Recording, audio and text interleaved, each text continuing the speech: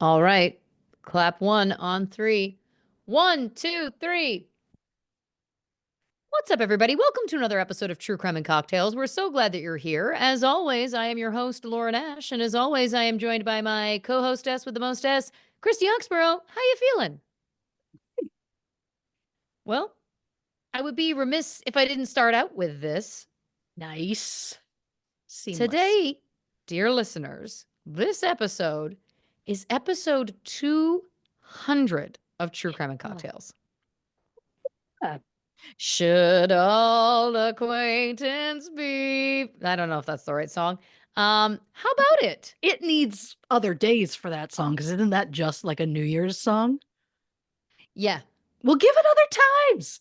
I guess I You know? thought because it's a New Year's song, like it's only once a year, my brain thought, well, this is like a, Because you know, it's an every once in a while song. Like right. I it's was, too many calories. It's just a little treat every once in a it while. is. Yeah, Hmm it's calorie dense, so you have to have just a little taste of it. Yeah, I guess I thought that this makes sense. We'll sing Auld Lang Syne every New Year's and every 100 episodes. Or I guess in this case every 200 because I don't think I did it on the 100. So, I mean, you say that, but I bet if we went back, we'd be what would like, be there it is. absolutely insane would be if my brain had made the exact same joke and then now however long later, 2 years later essentially, I just have no memory of it. Um Well, I pray it happens at 300. I pray that I'll have any memory of anything by episode 300. Yeah, Um, I get that. my God. So we started the podcast in October 2020. Yeah. And I'm realizing now that yeah, this checks out because that first year, I don't even think we missed a week. I think we did like 50 weeks out of We 52. cranked them out. We cranked them out. That wasn't sustainable, folks. Uh That was Yeah. not sustainable. But still, I mean, the fact that it's only been 4 years and what, 3 months and we're already hitting episode 200? Yeah. Pretty good. Oh, I think we've stayed pretty much on pace. Yeah. On pace? I think I meant on par. No, I didn't mean No, on on par. pace. I like Okay, because pace. on I par think is it makes golf. sense. Correct. And we don't golf unless it's mini. Yeah. I did golf once. Did I ever tell you about that? So did I. How was it for you? I was about 10 or 11 years old, Okay. and the option was I think my parents were both at work and I wasn't allowed to be left home on my own, which is shocking because it was the 80s and like everything was allowed. No, that would have been 90s. Um, but it was the option of I had to either go with one sibling or the other. And the one was golfing. And I was like, I guess I'm going golfing. And it was walking the course. And I hated it. Yeah. There was just so much walking. And I was like, I could have just gone for a walk. Because now every once in a while I have to stop and hit a ball. Get out. Yeah. And then I'm also hitting it and chasing it. Get out. No. Never look back. Yeah, I think I was in my early 20s and um is it the top 9? The first 9? The first 9 holes. Well, Sure. more like the first 3 holes. I was like, I'm not bad at this. Like I was okay. I was better than I thought I would be. I'd never played before and I Hey. was like, this isn't so bad. And then by like the 6th hole, I was like, ooh, my ability's starting to waver. By the 9th hole, I was like, I have no strength left. I have nothing left to give. And then there were 9 additional holes. And I remember at the time saying to friend of the podcast, Leslie Seiler, what are we doing? Like, why did we sign up for all 18? We should have just done 9. Like, that would have been a hoot. Oh, we did 18 is a 18 was big. way too much. Way Yeah. too much. And yeah, by the end of it, my arms were like limp noodles. Like I was just like spaghettiing, like trying to like get the club to move. Like it was Like not. a cartoon, of It course. was a cartoon. Yeah. I was like one of those wacky waving inflatable fun man, the Right. wacky arms. That's what it was Inflating, like. inflatable tube. I never remember what it is. Wacky waving inflatable Tube tube man? inflating like it's something. Yeah, I don't know. It's it's a joke between my husband and I, but I never remember what it is, Yeah. and I fuck it up every single time. And every single time he just rattles it off like it's nothing, and I'm like, I just wish Yeah. that like of all the things I could wish to stick in my brain, I mean maybe that's not it, but I also couldn't be happier that I so boldly said, "Oh, we don't golf," and then both of us were like, "Well, I did go once." But listen, Yeah. we don't golf with any regularity. We're not No, golfers. We no, don't golf. mini golf. I would go once a week. Like mini golf, Really? I love mini golf. I would do it constantly. Like Have we ever mini golfed together? only the Nerf set that was like the home set. And you do it up, Yeah. you set up the thing inside your own home. Yep. That one we did. Um, but I don't know if we've ever mini golf, but it was like anytime, any summer vacation. It's like, well, look, where's the nearest mini golf? I guess what's shocking to me is one, it's always refreshing that we can still learn about one another even when we're 40 plus years deep. Yeah, But two, how did I never know this? Like we went to the West Edmonton Mall together a we few did. times, and I'm gonna assume they must have mini golf. It's the They world's do. largest mall. Is it the They world's do. largest mall, or is it the largest mall in Canada? I could see that because I assume Mall of America is probably pretty big. Is it bigger? I don't know. I I mean, feel like this has like a massive water Dubai park. has built something at this point Oh, to it has to just, be. But like you know? Edmonton has like that massive water park Right. as part of the mall. And then there's like that big pirate ship in the middle of the mall. And then yeah, there's a huge I mini golf. I just need you to know. I Hmm. Googled what is the world's largest mall? Answer, the Dubai Mall in Dubai. I called it. I was like, they're You just trying to do did. everything bigger. And They look, do. that's their prerogative. That's fine. Big and flashy. It's over 1.1 million square meters. Feels, what are we That's doing? that's the equivalent to 200 football fields. What Well, are it we says doing? football pitches, so that could be soccer. I don't know. I don't know if this is written in European, meaning Well, football versus like I don't know whether well, they and they mean, say pitch, it could also be cricket, but it says football pitches. but it says football. So I have to assume that's soccer then, right? I would think that that means soccer fields. Yeah. All right. What's the biggest mall in America? Good for you, Mall of America, Minneapolis. Yep. Um, I'm going to assume that Canada's biggest mall has not been hasn't who yeah, it is the West Edmonton Mall. Nice. Yeah. And then followed number 2, Square One in Mississauga. But No kidding. it's I mean, it's a big disparity. We go from 3.8 million square feet to 2.2. So it's, Oh, you know, wow. Sure. yeah. But listen, I'm glad everybody's here, and I'm glad that it's our 200th episode. And apropos of everything, we're Googling the world's largest malls because that's what this show is.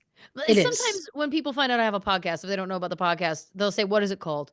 And I'll say, "True Crime and Cocktails," and they go, "Oh, okay, great. I get what that's like." And then in my mind, I always think, "No, you don't." Oh, I have just like this sneeze that's on the verge. Yeah. Case No, in point. I Case in like point. yeah, I do like oh, I get you all you have to do is say the title and I absolutely get what it's about. And it's like the last hour and a half maybe. Yeah. But the beginning, you don't know what you're in for. No. No, you don't. I mean, also, in retrospect, part of the cocktails thing was like, it was the pandemic. I mean, I was drunk basically daily. Sure. Back in the day, also when we first started this show, go back, listen, there's somewhere I get real wasted. We've tried to Sure. stop that. I'll speak for myself. I've tried to stop that for my health. Of So course. we'll still drink once in a while, but I feel like true crime and chuckleheads is actually, or true crime and chit chat would actually be Oh. more literal a title. Oh yeah. I also would like just a simple true crime chuckleheads. Yeah. And then it's like we're chuckleheads. There's gonna be true crime. Oh, but maybe like a true crime and distracted. because we'll get to the true crime, but we're gonna get distracted on the way there, during there, all of those things. Yeah. But I mean, don't let the distraction take away from the beautiful thing that is 200. I think that's a beautiful thing. It is a beautiful thing. It is a beautiful thing. You know, we started this on a hope and a prayer. No need for that. I loved No, it. what I always like to talk about when we talk about the origin of this show is how I love to Mhm. take credit for the fact that I knew it would be a hit. You did. I think that's because it's rare for me to produce something, and this was like I was like, "I know this will work." And I was right. I think it's Yeah, also because there's no, that's not true. I'm gonna walk it back for a second because I was gonna say I'm not always right. That's a lie. That's a lie. sure. I think that there are things in life where, like, I have a pretty good gut sense of. Um, Sometimes you'll get blindsided and no one will be more surprised than you. But in Yeah, general, yeah, I think I have a pretty good, like, spidey sense. But you this was like do. a producerial gut thing where I was like, we'd be fools not to, and I was right. Oh, yeah. You were like, "This has to happen," Yeah. from shortly after us recording your other show, Yes. and I was like, "I'm gonna take that show down." I mean, the joke is I did, but but not in the way I thought I was going to. I thought it was gonna be like, people are gonna riot and be like, "Why would you do this?" Like, of course, no one's gonna riot. They're just gonna be like, "Not my favorite," and then move on, but my anxiety was like, people are gonna hate it, they're gonna be like, "We're never listening again," they're all of these things, and, the show's gonna end because of me, and Oh, it's like on the contrary, it was the most popular episode. and then that's how we ended up here. How beautiful.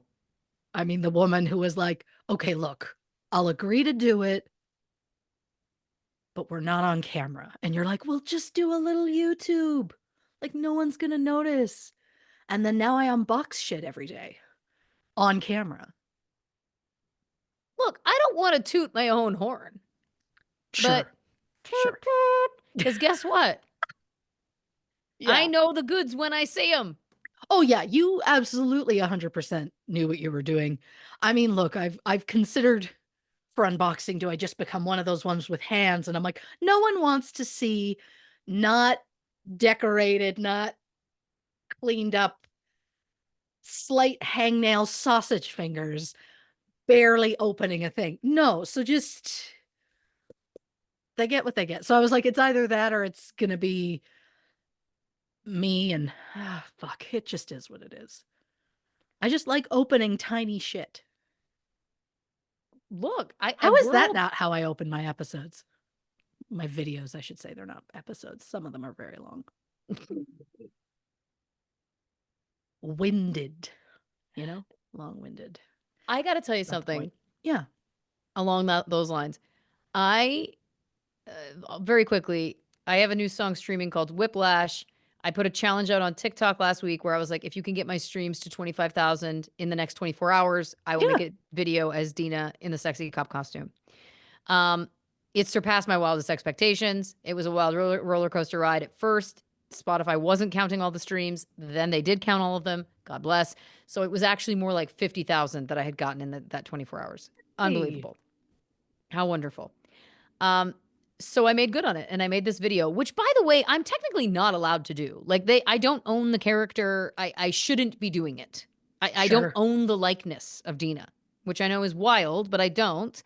But I was doing it because I was kind of like, well, it's fun. I don't think that I have a good relationship with NBC. I don't feel like they'd come after me. And if they do, then I'll just take it down. But so I put the video up, and then two things happened. And this connects to what we were just saying, I promise.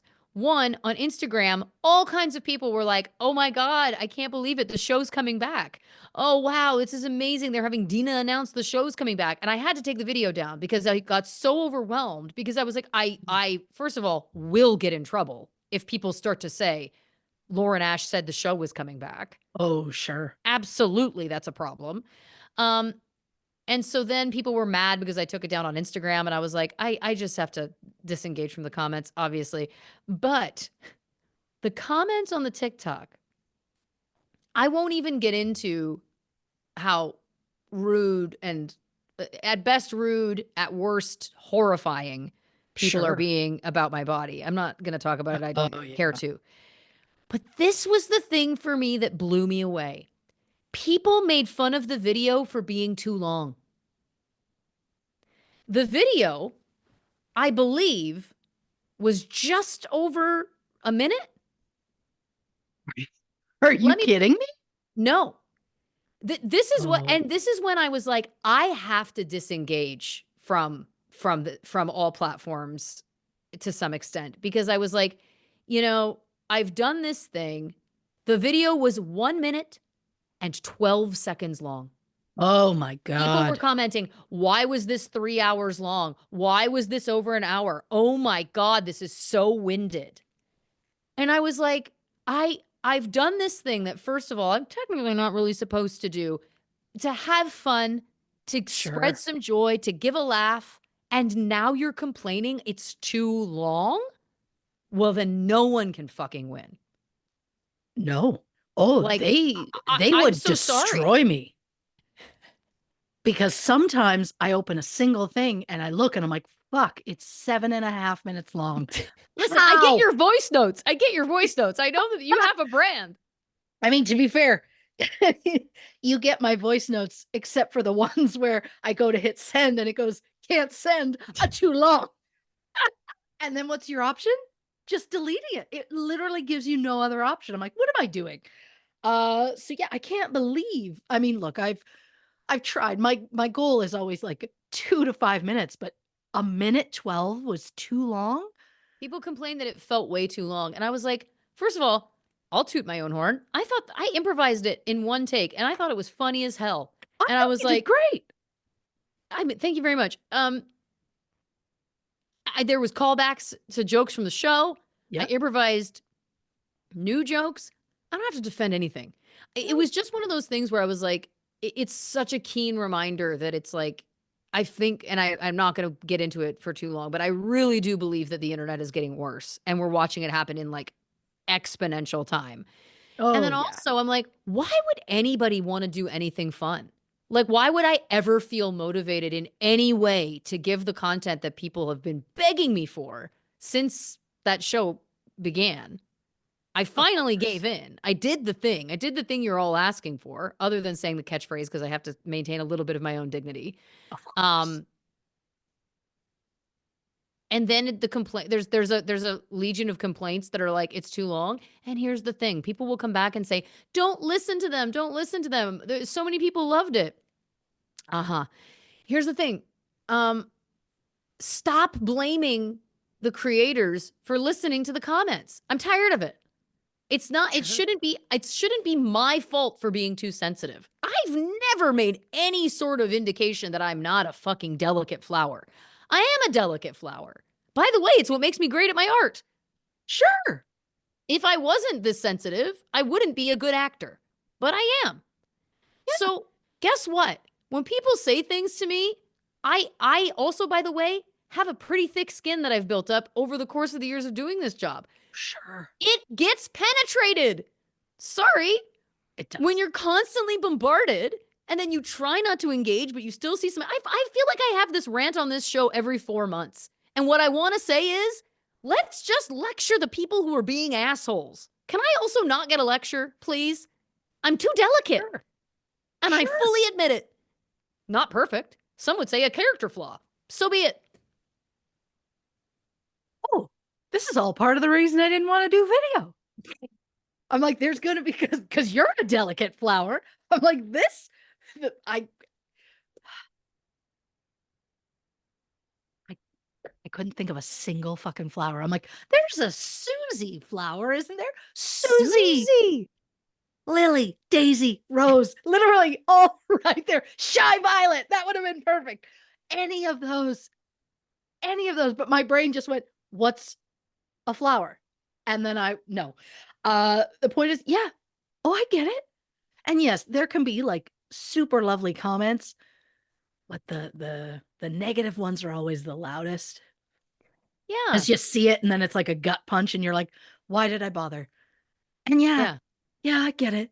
I just, first of all, let me be then the person to say, thank you for making that video. Oh, you're welcome. Because nothing's worse than you make the effort to do something that you were asked to do. And you were like, okay, I'll take my own time.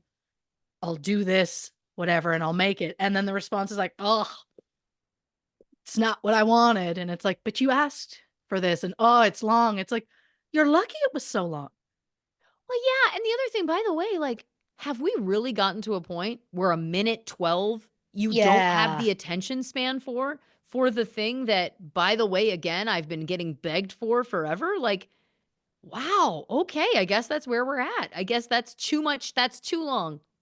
That's too long, in terms of It's content. again, it's wild. It will make me take a deep look at myself Don't people because who oh, watch your stuff love your stuff. but that's the thing. I'm like, but I bet they bow out if it's 7 minutes long. Like, it's never necessary. The problem always becomes I open something, it reminds me of a story, or I get distracted because I'm in my car and I see something and then I'm telling them what's going on. And it's like a minute and a half of me going, I can't do anything until those people leave.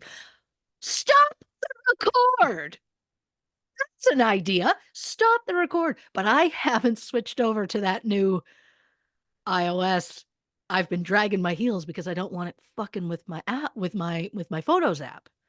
Although people Yeah. online have claimed that there's a way to kind of fix it, but I'm so scared of that that I Oh, won't same. touch it. But I've heard with the new one, you can pause while recording a video. And I'm like, that would be nice because I don't edit anything out. So much gets put on those videos that shouldn't. But yeah, my goal is to make them a little shorter. But I'm trying to think, okay, I'm going to look this up in real time for you. There's a creator that I've started um watching. It started with like I would see her videos every once in a while um in my feed. How do I find out how long a video is? Does it In your own say feed? in the time? Oh, oh wow. Okay, so her videos are a minute long. I'll say this. They feel longer in the moment. Look, I I'm guess not maybe you complaining know that they're what? too long. I'm just saying I'm shocked to hear they're a minute because But she's no, you know getting what? through a full storyline. I'm gonna take that now and Yeah. say, "You know what? Maybe I need to take the note. Maybe I could have made the jokes more concise. Maybe I should have I done some thought more it was edits." great. I Well there was no point during that I went, God, this is still going. well, God bless you, because there's a certain amount of people on the internet who did. So there Which you is go. again, I think there's something about attention spans and I guess for me also, it was on TikTok where you can literally hold the screen and it oh, goes in 2 times speed, right. which I do all the time. Well, I Here's love the other thing. it's good to know people leaving those comments on your minute 12. It's good to know they're not listeners of this show because they certainly wouldn't make it. We're not even an hour 12. Oh god, no. Sometimes 2:12. Yeah. We've Look, done 3:12. we used to routinely we can never go back. It's It's my fault. The long episodes no. are always mine. Always. Look, There you was know what? one that I did. I think the OJ one was long, Well, wasn't there's it? so much information. I And well, look, looking back, I should have made it a two-parter. well, yeah, but this was also I again in was the young. pandemic. It was like we were just, we were doing us. We Yeah. were figuring it out. We were still figuring Yeah. it out.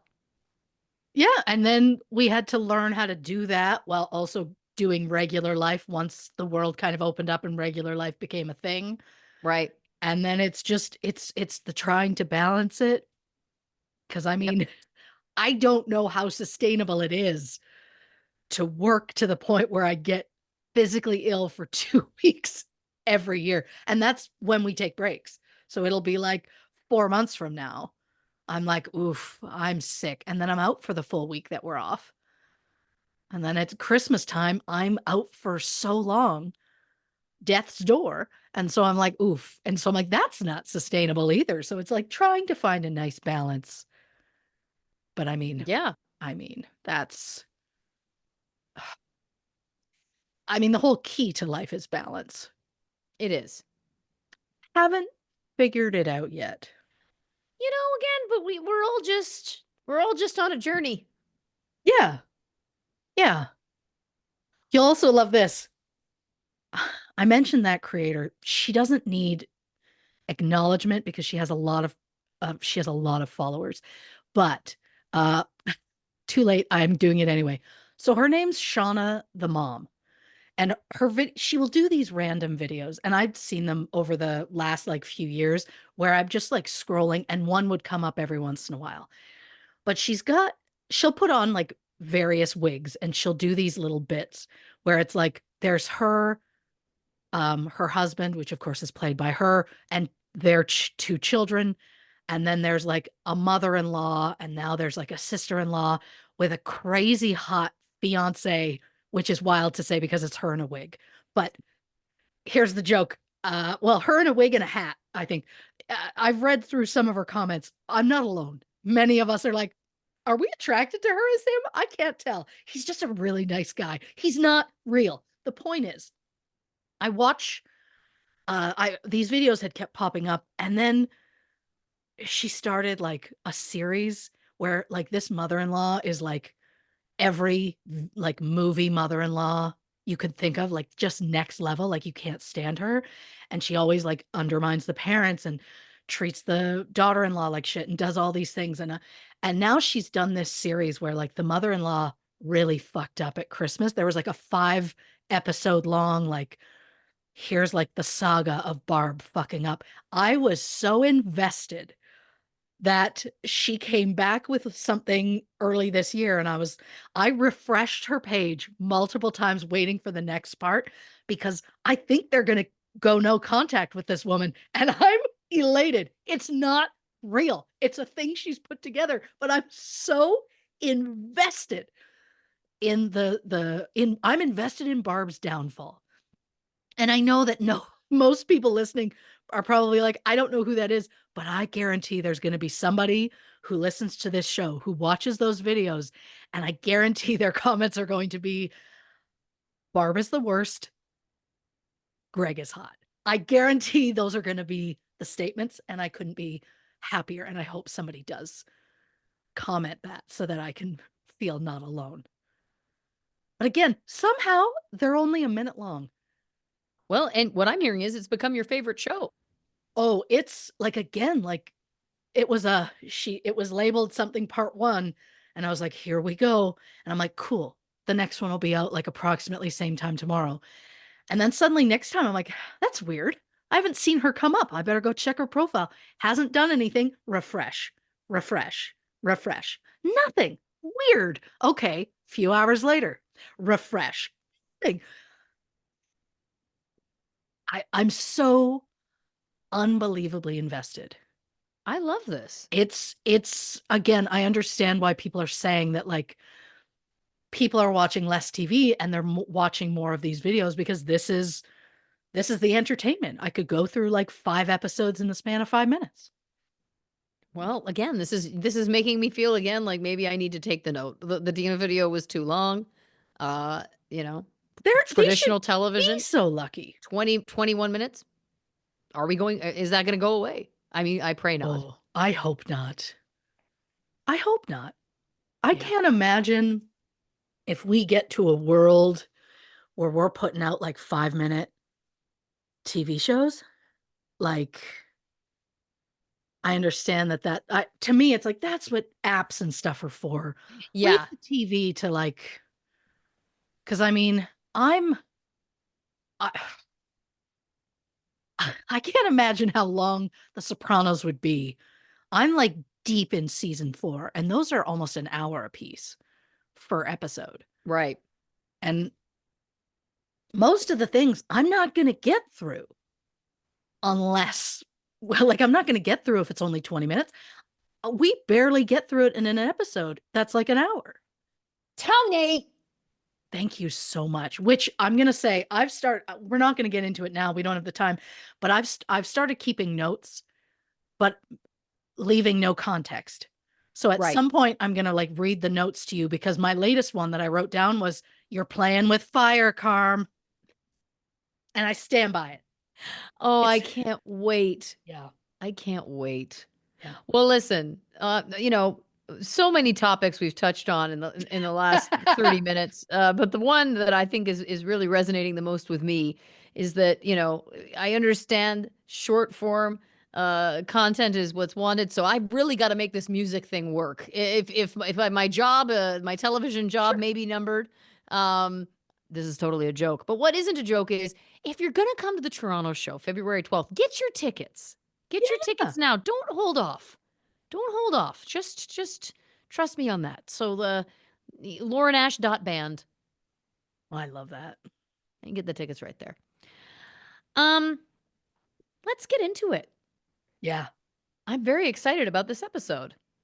you should be. It involves many a distraction. Oh, look, we love that here. Before we get into the what we're talking about, what you drinking over there? Anything fun? Oh, I'm just doing a Pepsi slush. I couldn't even make it all the way to 7-Eleven. Apparently, we're in a blizzard. I opened the Oh, back door and went, "Oh, no. I did not make it far from my house before." I was like, "You can't see far. yeah, that's I never need to good. turn around and go home." Yeah. Inexplicably have a tiny can of zero sugar Sprite, not my typical go to, a water, and some arnica gel because my shoulders hurt. So I've been slathering that Oh, on. But I think in the break, I'm going to get a Diet Coke because I think I could do with a little bit more caffeine today. We're talking Glitter and Greed, the Lisa Frank story, obviously a documentary, a new documentary, very new, yeah. on Amazon Prime, I believe. Um, if you don't know what we're talking about, do not fret, my pet. I'm going to get you up to speed right now. In the 90s, Lisa Frank was one of the hottest trends, with the company's colorful animal characters being featured on toys, stickers, clothing, and school supplies. But when the trends moved on, Lisa Frank seemed to fade into obscurity until a collaboration with a small, independent makeup company in 2017. Unfortunately, the collaboration was a bust, and Lisa Frank publicly accused the makeup company of stealing money. Since then, the makeup company has been destroyed, while Lisa Frank seems to be comfortably riding the current trend of millennial nostalgia. So, who is Lisa Frank? How did her company become a household name and manage to remain open for years while waiting to become relevant again? And who was really at fault in that collaboration gone wrong? Christy Oxborrow investigates. Beautifully done. Thank Yeah, you. you hit all the notes. I, partway through, started thinking, you're really reading this well. That's where I'm at. Well done. Yeah. Again, like, you would think I would just, like, write it and leave it. No, I'll tell you, dear people, some of that was all caps.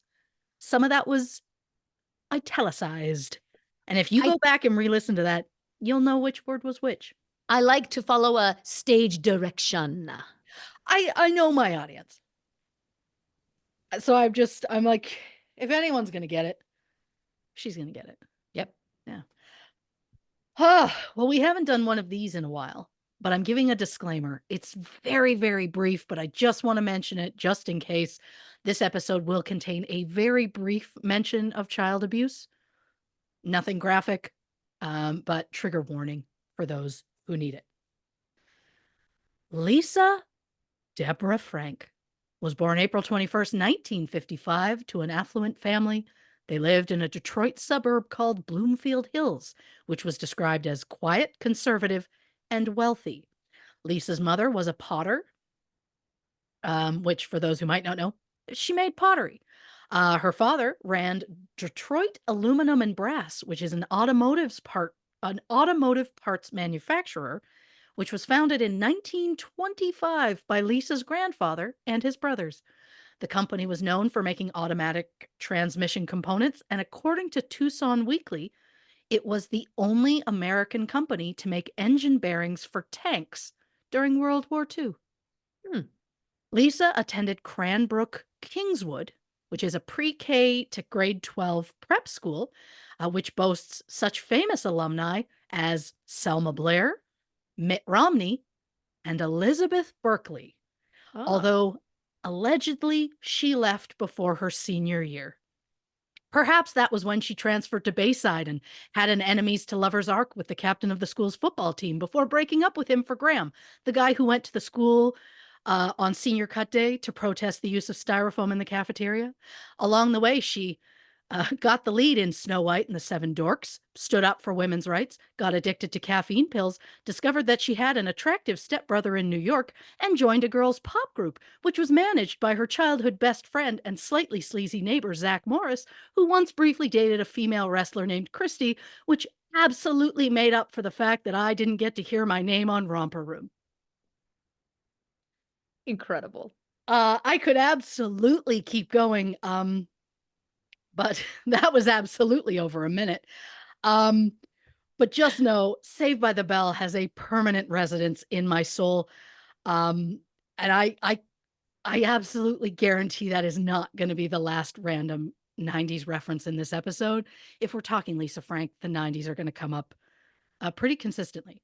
Oh, I'm here for it. So, in Lisa's senior year, I'm talking Lisa Frank, not Lisa Turtle. She Thank you. participated in an art show where she sold every piece she submitted and even took numerous commissions. Allegedly, Lee Iacocca bought one of the pieces. Huh. For those who may be unfamiliar, Iacocca was an automobile executive who's most known for saving Chrysler and for helping create the Ford Mustang and the minivan. Huh. Lisa made roughly $3,000 at that show, which is equivalent to just over 22,600 in 2025. Wow. For those who are interested in seeing what a pre-90s Lisa Frank painting might look like, check out our case file at True Crime and Cocktails on Instagram and Facebook. I don't know about Twitter. Uh we we might up and leave it at some point. I'll put a note on there if we do, but like it's dicey over there. It is. So, Lisa graduated in 1972 and moved to Tucson, where she majored in art education at the University of Arizona. Her parents were fully supportive of Lisa's career choice, as her mother was an artist herself, and her father not only owned his own impressive art collection, he also served on the board of the Detroit Institute of Arts. While in Arizona, Lisa decided that she wanted to make some money on the side, so she would drive to reservations where she would buy dolls, jewelry, and pottery made by local indigenous artists and then sell them in town, essentially acting as a middleman. But I'm not sure I love it. Oh, it's not great. Yeah. I mean, especially because she would then go back to those artists and tell them exactly what they needed to make because she believed she knew what the public wanted. It's like, let the Ooh. artist make art, you know? Yeah. Ah, and who knows, maybe this was all foreshadowing to her making money off other people's work, allegedly. There we go. In 1975, when she was just 20 years old, Lisa started a jewelry business called Sticky Fingers. From the best I can tell, it involved Lisa gluing mini plastic foods to charms that she turned into earrings and bracelets. She started selling them at gift shows, which are apparently just trade shows, but specifically for art and housewares. And somehow her business caught on, and Sticky Fingers was soon being sold in department stores like Bloomingdale's and Neiman Marcus. It got to the point where Lisa couldn't keep up with demand, so she shifted to pins and buttons, but this time using licensed characters. According to Lisa, she went to King Features, a print syndication company, and got the rights to Betty Boop, Mighty Mouse, Felix the Cat, and Popeye. Lisa then painted these characters on buttons. Sometimes they were on their own, sometimes they were combined with things like rainbows, unicorns, music notes, that sort of thing. In 1979, Lisa changed the name of her company to Lisa Frank Inc. and switched her product from buttons to stickers. She later said, quote, "I think I made so many products because I got bored easily." She started out in a small storefront in a strip mall, and allegedly in the same year that she changed the company name, Lisa secured an order from Spencer's Gifts worth $1 million. That would be close to like 4.3 million Wow. in 2025. If you check out our case file, again, Instagram and Facebook, I found a sticker sheet that Lisa Frank designed for Spencer's. And it's kind of wild to see like the Lisa Frank aesthetic that a lot of us grew up with, but like in a more adult way because it's stickers that say like blackmail or X rated or smut letter. And I'm just like, whoever bought the smut letter sticker and used it, I bet we'd be friends. You know Yeah. what I mean? Like, Yeah. because I looking at them, I'm like, wow, I never saw those as a child, but I guess I wasn't that demographic for them at the time. So in 1981, Lisa put an ad in the newspaper looking for illustrators. And according to James Green, Lisa contacted him personally to invite him to be the first in house artist at her company. James Green was born in Detroit, although he likes to point out he was born in the actual city of Detroit and not an affluent suburb like Lisa. James showed artistic ability from a young age, so his mother enrolled him at the Center for Creative Studies at the College of Art and Design. And let me say, despite how this story goes, I'm incredibly impressed that not one, but two sets of parents fully encouraged their children to pursue art. You often hear of parents shutting something like that down and forcing their child to go down a more traditional career path. So kudos to the parents who let their kids be themselves. It's beautiful. So for James, his main medium was airbrushing. He started painting signs and eventually he ended up painting vans. I mean, it was the 70s. James started his own company, Royal Studios. Unfortunately, it did not last. At some point in 1982, James says he received a phone call from Lisa Frank personally inviting him to work for her. He says he actually never really thought of how she actually got his number. But I mean, I guess it doesn't matter at this point. James said Lisa told him he'd be the first in house artist at her company. So he drove from Detroit to Tucson, which is about 1,982 miles or 3,189 kilometers for our metric friends. But James says that when he arrived, Lisa told him that she had changed her mind and hired someone else. James was understandably upset, so Lisa decided to have a contest and have the artists come up with a logo for the company. Whichever logo she liked best, that artist would get the job. Well, James was successful, and the logo he created is the iconic logo that Lisa Frank Inc. uses to this day. I mean, there was a brief time in like 1999 where they tried to make it cutesy and new, and no, I'm glad they went back. It Yeah. just, no. Anyhow, so James starts working there, but people who worked there said there was a lot of tension between James and Lisa. He wanted the art to be more realistic. She wanted it to be more of a fantasy. And look, I'm not an expert, but I can easily say, as someone who collected Lisa Frank as a child, Lisa was right. Yeah, I Fantasy, agree. the fantasy angle was the way to go. She was the creative mind, run with that. Lisa Frank stickers became the hot ticket item in the late 80s and early 90s. There was just something so visually appealing about the bright colors and adorable animals that Lisa Frank was known for. But I also can't mention 80s and 90s stickers without giving a shout out to the much beloved Canadian company, Sandy Lion. I was one of your biggest fans. I miss you deeply. On a related note, I seem to have lost my sticker books from my youth. I'm absolutely devastated about it. I have not seen them in years. It's honestly crushing. I just pray they're somewhere in my home. Was this relevant to my story? No, but I felt like sharing my emotions was ultimately a healthy move. Absolutely. So Lisa Frank, now as an elder millennial, anything disparaging of Lisa Frank is really crushing to my soul. So, this was a rough one, in moments, but, at the time when James is, like, first coming into the company, stickers were the hot item. Children were collecting them, especially the glittery ones or the fuzzy ones, which, of course, were my personal favorite. James said it was his idea to put the words "collect them all" on the back of the sticker sheets. He felt that would increase demand. And yeah, as someone who almost always falls for the "I better buy more so I can have the full set," he wasn't wrong. I'll bet that's where it started. Not the point.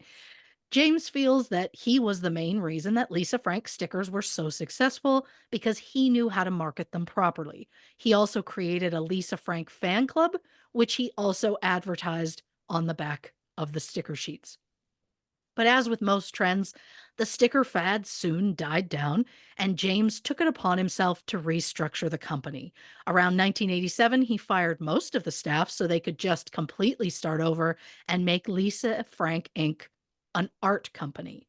New artists were brought in who helped to develop what are now considered classic Lisa Frank characters. There's Angel Kitty, Marky the Unicorn, the Ballerina Bunnies, Panda Painter, Dancing Dolphins, and the aliens, Zoomer and Zorbit. Come on. I don't even think I knew that's what their names were, but No. clever. At first, everything was airbrushed by hand, but as technology advanced, the company started using computer graphics. The images were put on so many things. And in 1989, they started getting put on stationery, portfolios, pens, pencils, diaries, notebooks, backpacks, and of course, the absolutely iconic Trapper Keepers, Yeah. which, for those who are too young to know, were basically binders with a Velcro flap so it could close more securely. I mean, what can I say? We had important documents that we needed to be kept in a safe place, like all our attempts at drawing that weird fancy capital letter S that everyone seemed to do, or the MASH games proving that we'd one day marry Jonathan Taylor Thomas.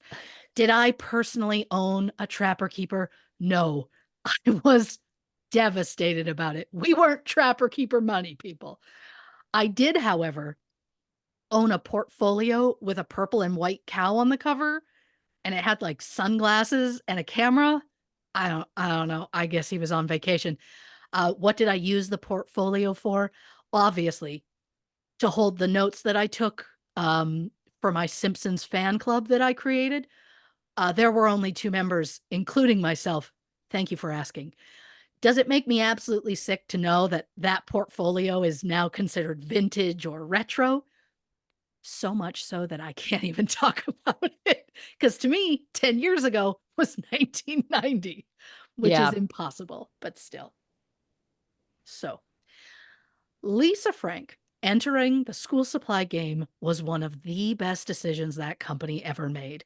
Suddenly, kids didn't have to use boring, plain notebooks because now there was a plethora of supplies that were vibrant and described as magical and just an explosion of color. Fun fact, did you know that the Lisa Frank Company had its own special ink? According to Lisa, she developed a proprietary ink formula early on so that everything would be brighter. It Interesting. She said, quote, "It's typical of a four-color process, but we used a special mixture to make those colors.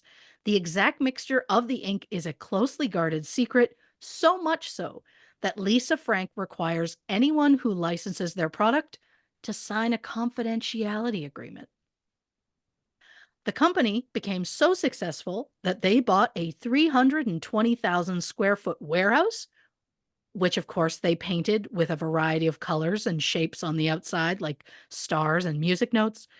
They even petitioned to have the name of the street that the warehouse was on changed to Lisa Frank Avenue.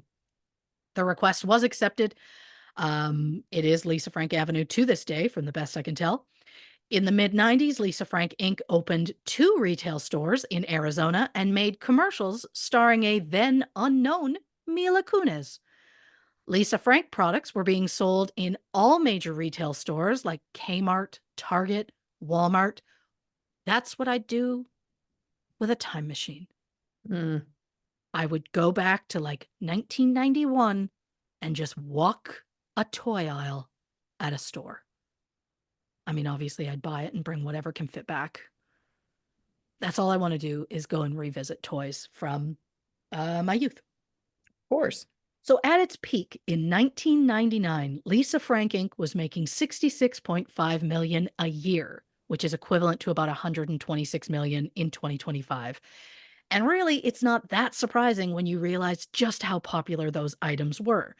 Lisa was described as, quote, not just a brand, but an entire culture. But what is surprising is the fact that Lisa's main role at the company wasn't as an artist, but rather as product development because she was good with trends and she was able to pinpoint items that would sell. So, from the best I could tell, Lisa didn't design the iconic images that spring to mind when you think Lisa Frank. She had a final say and would often give suggestions as to which animal might go with which pattern, but she didn't personally create them, which is really shocking to someone who always just thought Lisa Frank drew everything. Yeah. According to James, he was the man behind the brand, or as he put it, quote, I created the monster. I am Lisa Frank. From the sounds of it, James joined the company with very specific ideas as to how he wanted things run, and Lisa just kind of let James do whatever he wanted. In 1992, James was made president and CEO of Lisa Frank Inc. And what most people didn't realize was that behind the scenes, there was a romance. Mhm. James says it was merely a natural progression due to their nearly constant close proximity, but it eventually came out that James and Lisa were in a relationship. The surprising part is that people found out about it when James and Lisa told them they were getting married. Oh, wow. The couple wed on October 22nd, 1994, and because I can't stop myself, just know that the Billboard #1 song that day was I'll Make Love to You by Boys to Men. Very beautiful for a wedding day. I don't know if they Apropos. played it. Google tells me that song remained #1 for 14 weeks. Good for them. The wedding was said to be extravagant and just so over the top as it included fireworks, Lisa arriving in a horse drawn carriage, and someone greeting guests dressed in a Hollywood bear costume. Who the hell is Hollywood Bear, you ask? Great question. He's a teddy bear that wore a tuxedo and a top hat while carrying a cane, but the cane looked more like a magic wand. I just can't think of a better way to describe him. But don't worry, pictures of him are in our case file. A case file, which I will admit was easily the most fun I've ever had searching for photos for the show. It Yeah. was like my inner child was in charge, and she was delighted to be included. There were also multiple versions of this bear. There were hip hop ones, country music ones, cheerleaders, ballerinas. I mean, there were also multiple other bears in general, like polar bears, koala bears, and of course, Painter Panda. But the wedding. So James and Lisa have this lavish wedding. The following year, their son Hunter was born in July 1995. Their second son, Forrest, was born in March 1999. Hunter Green and Forest Green. Of course, two artists are going to name their children after colors. It just makes sense and is almost genius. They also created animal characters named after each of their sons because there's now a leopard named Hunter and a tiger named Forest. After Hunter was born, Lisa stopped going into the office and started working from home. Lisa also gifted James 49% of the company in shares. However, there was a buy sell agreement built in, which would give Lisa the right to buy those shares back if they ever divorced. Mm. According to employees at Lisa Frank Inc., without Lisa there, James went into full tyrant mode. Employees described James as, quote, a pompous jerk, kind of a dick, and said that he, quote, really turned that place into a shithole. In 2005, 15 members members of the staff submitted sworn affidavits alleging that James was prone to loud, profanity laden outbursts, temper tantrums, and fits of rage. They said that he was known for publicly berating people and that on several occasions he threw chairs and once he even flipped a table when critiquing some of the artist's work. The documentary outright asked James if he'd ever had a temper. He said no. When they asked if he ever flipped a table at work, he responded, quote, "I hope I did." Employees said that James created an atmosphere of hostility, claiming that he didn't bother to learn employees' names, but rather gave them all nicknames of his own choosing. Oh For boy. example, there was a woman who James allegedly always referred to as, quote, "that guy." He also allegedly told female employees to not wear heels around him because he didn't want them to be taller than him. Gross.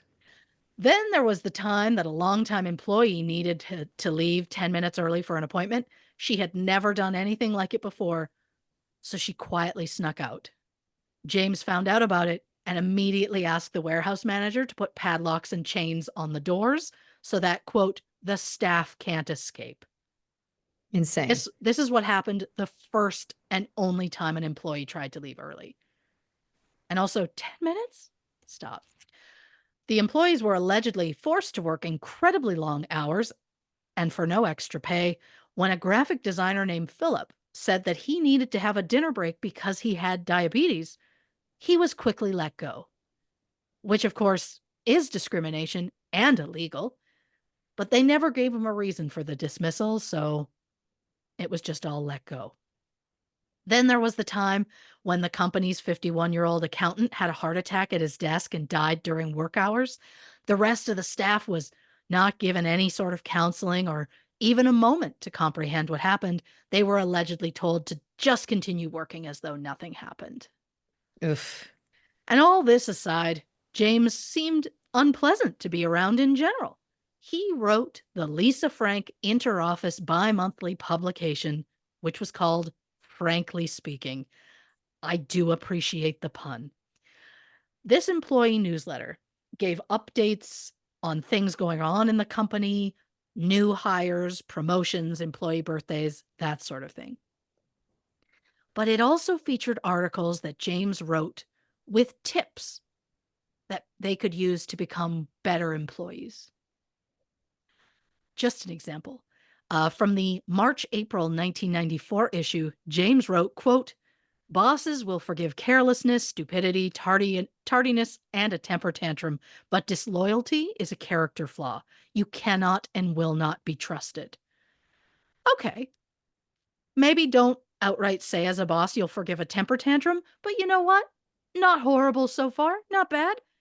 But in that same article, James said you need to respect your boss's time. Quote, "If you need 30 minutes with him, don't take 60. Better yet, take 20.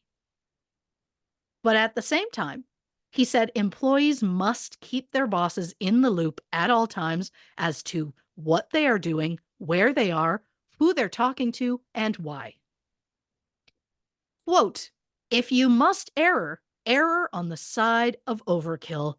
Bombard the boss with bulletins, memos, and FYIs until he or she tells you to stop." So, from this one article alone, am I supposed to bombard my boss with information or respect his time? Which is it? Also, Yeah. I don't think I've ever been in a situation where I've always kept a boss in the loop as to my whereabouts or who I'm talking to or the topic of all of my conversations. So, James, calm down. I also liked the part of his article where he added that it was a boss's job to implement change and, quote, "it is not your job to resist." Maybe So don't creepy. Yeah, maybe don't tell employees not to resist. It's hard to do that without looking like a dictator or, a member of the Borg. Yeah, that was another 90s reference, specifically a Star Trek one. Uh multifaceted over here. Anyhow, but look, don't worry. James wasn't the only high level employee that the staff disliked. Rhonda Roulette, the head of human resources, was often referred to by employees as the enforcer. Rhonda and James worked closely together, so closely, in fact, that many employees believed they were having an affair, but both absolutely deny it. Rhonda joined Lisa Frank Inc. in 1984 and was James' right hand woman when he took over the company. In 1996, he promoted Rhonda to executive vice president. Now, there were just so many rumors um, that the employees believed that James and Rhonda were doing cocaine at work. Oh, Again, both deny it, but the amount of people who are like, "Oh, he was always, like, super hyperactive and paranoid and sweating and all of these things." But again, he denies it. Rhonda said, quote, "We didn't do anything illegal, ever." Employees accused James and Rhonda of tapping their phones, bugging their offices, and reading their email. One woman said after a coworker complained about James in a private email, that person was suddenly fired. Rhonda denies ever going through their email. I believe her quote was like, "I don't care what people have to say." And also, I actually kind of respect that, Rhonda. So I get it. But at one point, James was ordered by a judge to return 6 computers he had allegedly taken from the office in 2005. He claimed that the computers had personal correspondence that he wanted to protect. He didn't specify if it was his personal correspondence, just that it was personal. So who knows what he was trying to protect. But there are just so many horror stories about working at Lisa Frank Inc. to the point where the headquarters was referred to as the Rainbow Gulag. Even Rhonda said, quote, "It wasn't a great place to work." Jesus. Yeah, that's the vice president there. Because of this, there was an unusually high turnover rate between February 2003 and December 2004. More than 80 people left. Most of them left without notice because they were treated terribly. Lisa Frank Inc. was accused of chronic mismanagement, refusing unemployment benefits, and failing to give promised severance packages. Some former employees also claimed they had to sue the company just to get their final paycheck.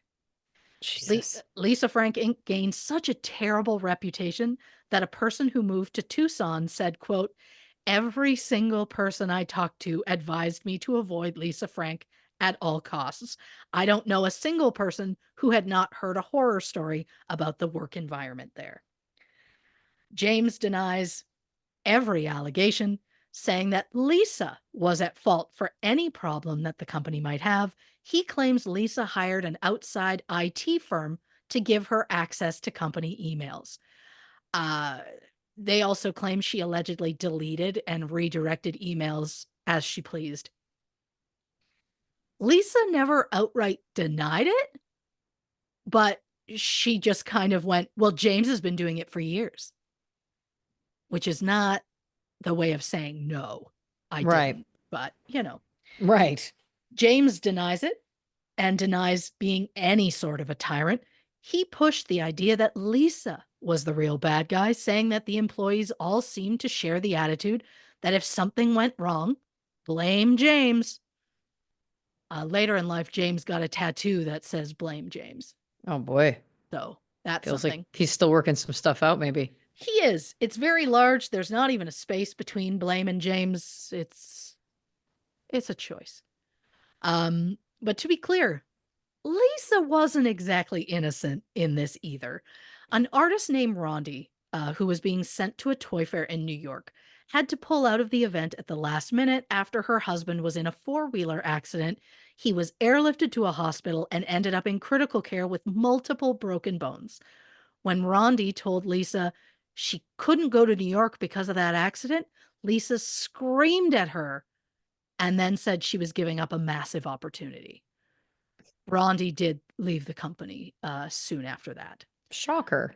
Yeah. So not only were employees dealing with a toxic work environment from both of their bosses, but they also had to deal with being underpaid.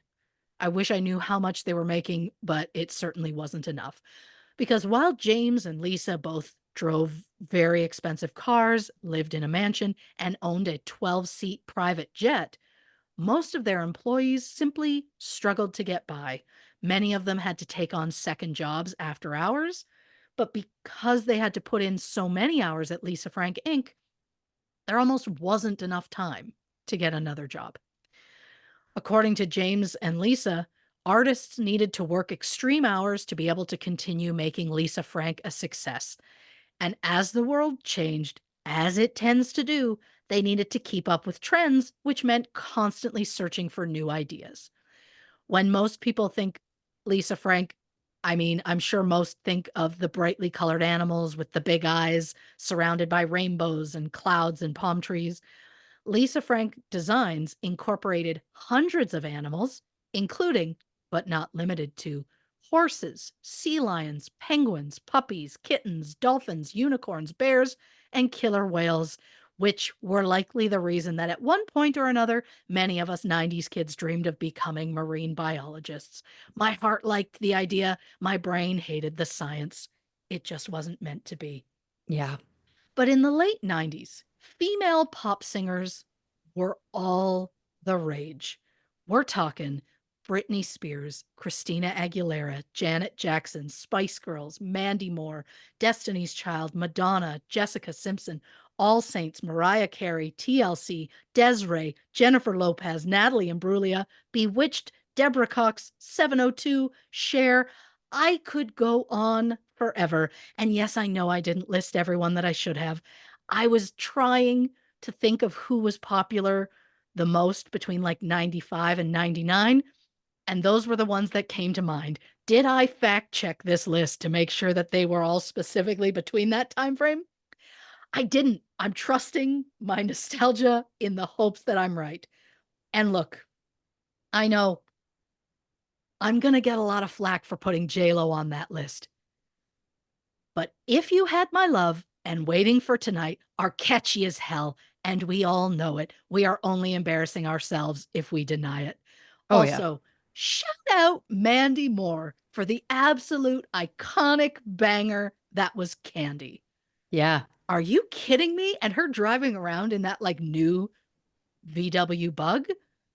Peak 90. I'm peak 90s. I'm sure she was also probably wearing like a spaghetti strap crop top and like I baggy would assume. pants. Oh, yeah. Maybe some butterfly clips in her hair. I mean, come on. But I mean, back to my point. James believed that their main customer demographic was growing up, so that meant it was time to grow with them. I mean, some might have also thought there's new children born all the time. So just get Yeah. continue that demographic but get new ones. But okay, no, grow with them. Understood. So Lisa Frank came out with Fab Friends.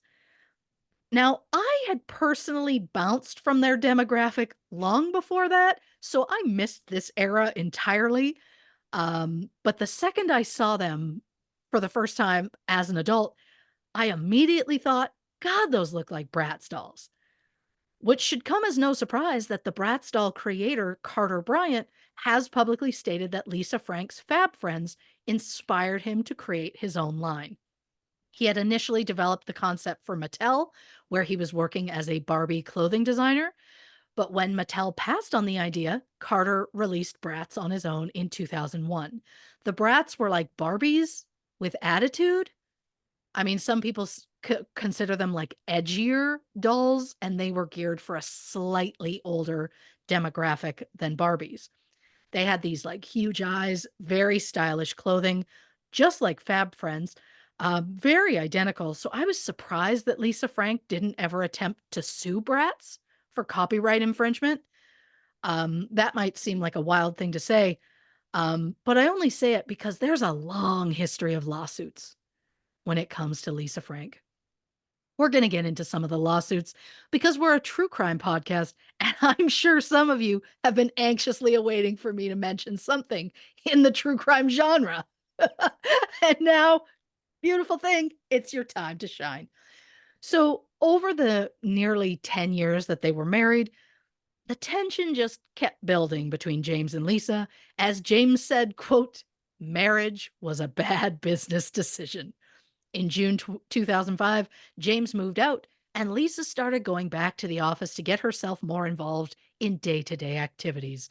Over the next few years, Lisa was known for pulling Forrest out of school and taking him to board meetings. Forrest said, quote, "She was comfortable taking me out of the classroom because I was excelling." Mm, Okay. I mean, at some point there, you were like 6. So yeah. calm down. In September 2005, Lisa filed for divorce. She said James was, quote, "abusive, arrogant, and extremely difficult to work with." Lisa filed a lawsuit to get James ousted from the company. She claimed that James and Rhonda had been trying to sell the company behind her back. James and Rhonda admitted they were trying to sell the company, but Lisa knew about it and had been encouraging it. Not surprising, the divorce got super messy to the point where employees at Lisa Frank Inc. claimed Rhonda and James were putting pressure on them to pick a side. James Mm, told people he was starting his own rival company, and if they sided with him, he'd bring them along. James also allegedly asked an employee to copy all the advertising and art files so James could take them all with him when he left. And to that I say, the second you try and release those images from a new company, she's going to sue you and you're going to have to take them down. So I don't know what he was doing. James sued Lisa, hoping to block the buy sell agreement, which would give Lisa the right to buy back the shares of the company that she had given him after their wedding.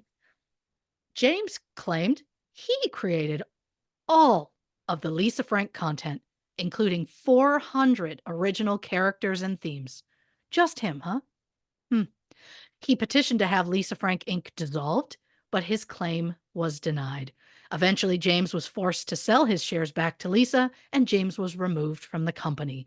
Lisa was officially made CEO, and Rhonda was also removed from the company.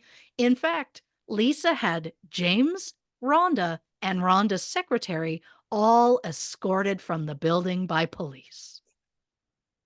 The divorce dragged on for over 7 years because they could not agree on anything, including splitting personal possessions and the custody of their 2 sons. Lisa made allegations that James physically abused their children and that she was their primary parent while he was largely unavailable. Both James and Hunter deny that any abuse ever happened. Forrest has never spoken publicly about it one way or the other. Hunter said that Lisa was selfish and she was making it impossible for him to see his dad. When Hunter was 14, he went to stay with James for a week. When it came time for him to go back to his mother, he refused. It kind of seems like he's just been with his dad ever since. The only positive thing that Hunter seems to have publicly said about his mother was that she had an eye for talent because she hired his father in the first place. Despite the constant court battles, Lisa Frank Inc. still managed to keep the doors open thanks to collaborations with Ed Hardy in 2009 and Urban Outfitters in 2012. By 2013, the company was making about 2.3 million a year, which is a lot of money, but it's a far cry from the 66 million they were making in the late 90s. By this point, the number of employees at the company had dropped from 350 down to 6. whoa. And the lawsuits continued because, of course, they did.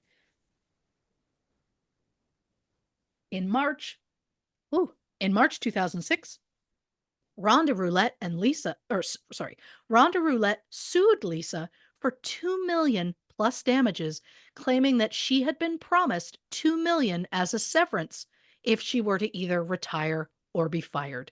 The suit went on for 3 years. They did eventually settle on an undisclosed amount.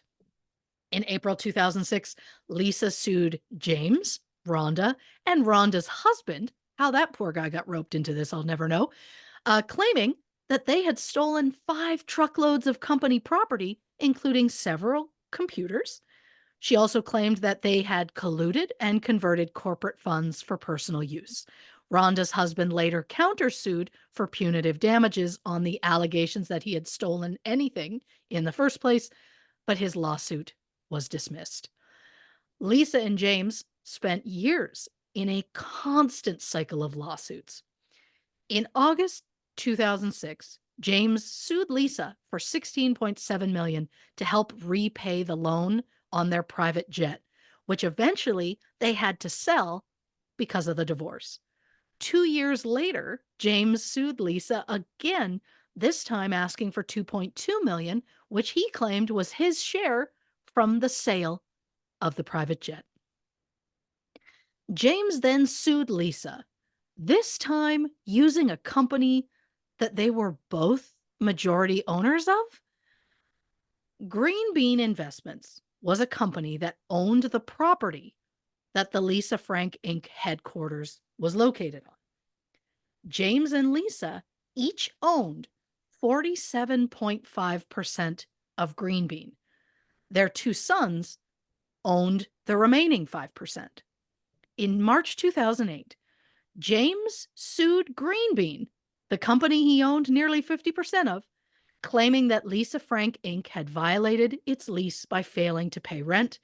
James said that since he owned such a big portion of Green Bean and they owned the land, well, therefore, he was entitled to take possession of the property.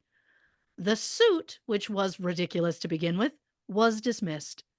And then 19 months later, this time acting on behalf of Green Bean, James tried to evict Lisa Frank Inc. from the building.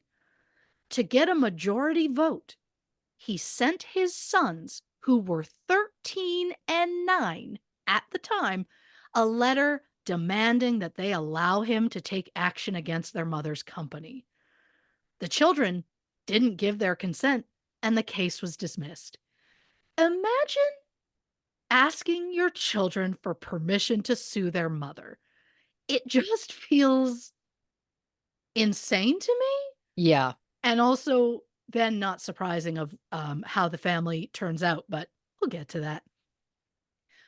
During all of this, there was also a series of lawsuits from local builders and contractors who claimed that they were still waiting to be paid for the $4 million worth of work that they had done on that warehouse after Lisa Frank purchased it. Slowly over time, Lisa Frank Inc. faded into obscurity until a Jezebel article written by Tracy Egan Morrissey brought the darker side of the Rainbow Company to light. It was that very article that led to the making of the Glitter and Gold documentary in 2024.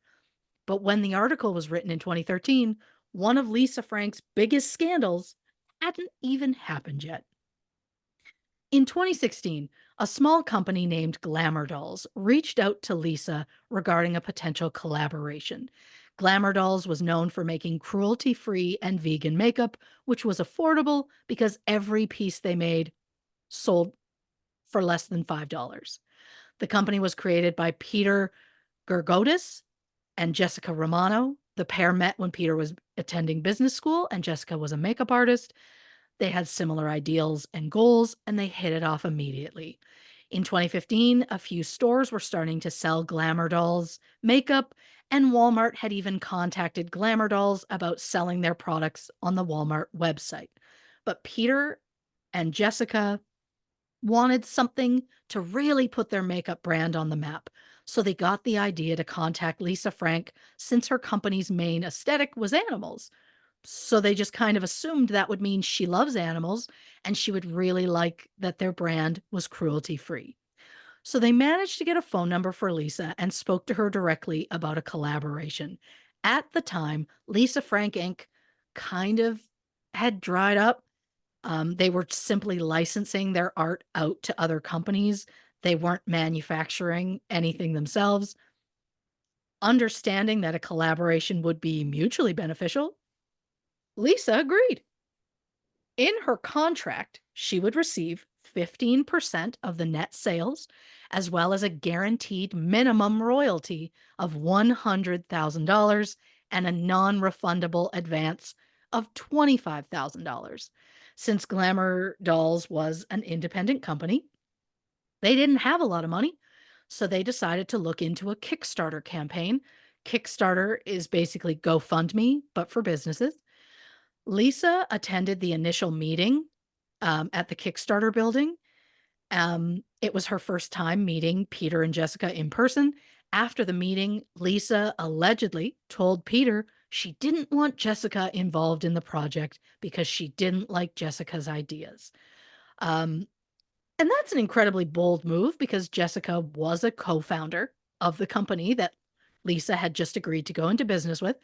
And one of the ideas that Lisa claimed to not like was an eyeshadow palette in the style of a classic 90s trapper keeper, which to me is a solid idea.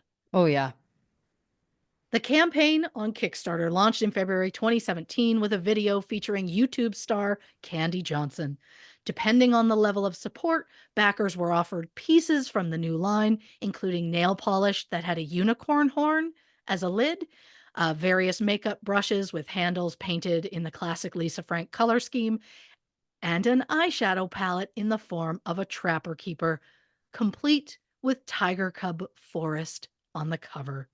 Their initial goal for the campaign was $30,000, but after going viral very quickly, it ended up raising over $370,000 thanks to nearly 6,000 backers. It was one of the fastest growing campaigns in Kickstarter history. Unfortunately, according to Peter and Jessica, this is the time when Lisa became extremely difficult to work with. She was critical of every designer that they brought in. She refused to sign off on anything. The backers were promised makeup by September 17th or by September 2017, but since Lisa kept dragging her heels, Glamour Dolls wasn't able to make that deadline. Backers started to get really angry. They believed they'd been ripped off. Rumors started that Jessica had used the campaign money for her wedding, which was not true. The truth was, they used that money to pay Lisa Frank for the licensing. Their initial licensing agreement with Lisa Frank ended in December. But when they went to renew, Lisa changed it completely. Instead of asking for a minimum of 100,000, she now wanted 500,000. And instead of asking for an advance of 25,000, she now wanted 125,000 every quarter. And she now wanted the payment at the beginning of the quarter. So by January 2018, Peter and Jessica had paid Lisa nearly $500,000 and Oof. they still had yet to have any product to show for it. Jessica ended up leaving Glamour Dolls in 2018, believing that Lisa didn't want to work with her and that if she was gone, Lisa would continue to work with Peter. But after receiving the third quarter payment, Lisa terminated the contract. She refused to provide artwork, accept samples to review, or engage in communication with Glamour Dolls until they gave Lisa her quarterly payments early. Lisa denies that any of that happened. Mm. Lisa Frank Inc. sent out a message to the Kickstarter backers to say that Glamour Dolls were the ones who hadn't cooperated with her, and, quote, as far as where funds went, contributions went directly to Glamour Dolls. We were not involved with the campaign and do not have access to it or the money. We only provided the artwork. Claiming that you weren't involved in the campaign when you were at the initial Kickstarter meeting is wild. She openly destroyed this company. She destroyed Peter and Jessica's friendship. She destroyed the company's reputation. And I honestly think it's a slap in the face to Lisa Frank fans. They trusted her. She let them down, allegedly. And then she had the audacity to blame someone else for it. I'm just speculating here, but at the time, Lisa Frank Inc. was dying. No one was interested anymore. Lisa was given an opportunity to make some money, and she agreed. And I think she was genuinely surprised to see the huge reaction of the Kickstarter campaign. And I think once she realized the intense level of interest, she wanted more out of it. So, of course, she increased what Glamour Dolls owed her, and then I think she was like, "Guess what? I'm going to go somewhere else where I'm going to make even more money off this idea. Because to her, it felt very much like she saw this and went, oh, that is a great idea. I'll take it somewhere else. It's absolutely diabolical, especially because she took advantage of Peter by asking him to help plan a high school graduation trip to Greece for her son, Forrest. Lisa asked Peter, because he was Greek, and she said it would just double as a business trip. And since their licensing agreement with Lisa was coming up for renewal, Peter agreed to help her because he didn't want to harm their business relationship. But less than a year later, Lisa wrecked the contract and shut down that relationship anyway. After Glamour Dolls took all the heat for that campaign and their company was destroyed, Lisa did a collaboration with makeup brand Morphe. What did they bring out? Colorful brushes, similar to what they'd offered in the Kickstarter campaign, and an eyeshadow palette in the shape of a trapper keeper. The palette even had Forrest the tiger cub on the front. It is wild how similar the products were to the ones the Glamour Dolls were going to put out. It also feels like Lisa suddenly just saw the true potential of the project and took it somewhere else to make more money, allegedly.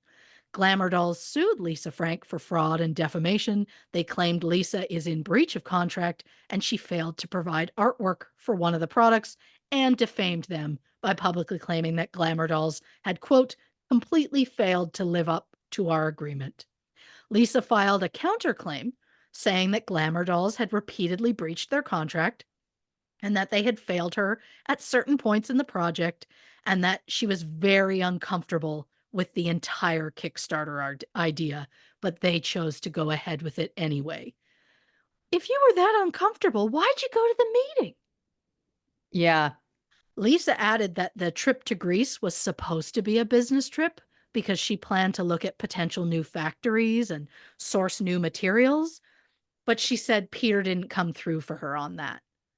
None of that was Peter's job. Peter also stated that throughout the trip, he was essentially just a tour guide. Lisa also demanded to stay at executive suites that were like 5,000 a night. He stayed at tiny places that were like $100 a night. I also wonder if she says like a business trip so she could write it off on her taxes. Mm. I'm also wondering, did you take Hunter on some sort of high school graduation trip? But that's neither here nor there.